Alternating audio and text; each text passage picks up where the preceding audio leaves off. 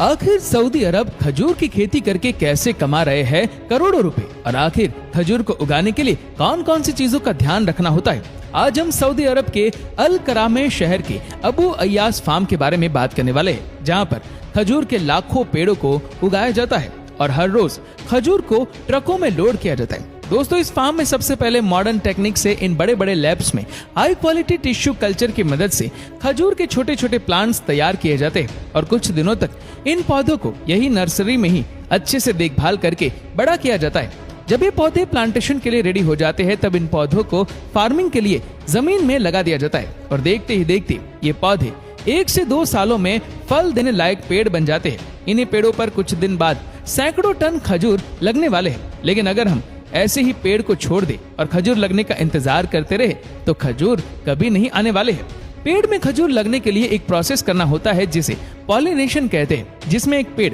केवल मादा का होता है और दूसरा नर का होता है और नर अलग अलग खजूर की किस्म होती है। इसीलिए इसमें फल लगने के लिए इसको फर्टिलाइज करना होता है। जब मादा यानी फीमेल खजूर के पेड़ में फूल आ जाते हैं तो नर यानी मेल खजूर के पेड़ों से पॉलन को निकाला जाता है और उसे इन फूल के बीच में डालकर अच्छी तरह बांध दिया जाता है। फर्टिलाइजेशन के कारण कुछ हफ्तों बाद ही खजूर में छोटे छोटे हरे रंग के फल आना शुरू हो जाते हैं और कई हफ्तों तक दिन भर सऊदी अरेबिया की कड़ी गर्मी सहने के बाद ये फल पकना भी शुरू हो जाते हैं और पकने के बाद भी इसमें वो मिठास और खजूर का टेस्ट आता है। अब जब ये खजूर अच्छी तरह पक चुके हैं तो अब बारी आती है हार्वेस्टिंग की। अगर पेड़ छोटे होते हैं तो जमीन से ही खड़े खड़े खजूर को तोड़ा जाता है, लेकिन जो पेड़ पुराने होते हैं वो काफी लंबे होते हैं, इसलिए उन पर लगे खजूर को तोड़ने के लिए कुछ इस प्रकार के हाइड्रोलिक एलिवेटर्स पर चढ़कर ये वर्कर्स खजूर को तोड़ते हैं, जिसके बाद इन सभी खजूर को इन ट्रे में जमा कर लिया जाता है और फिर ट्रांसपोर्ट करके इन्हें आगे की प्रोसेसिंग के लिए डेट्स प्रोसेसिंग फैक्ट्री में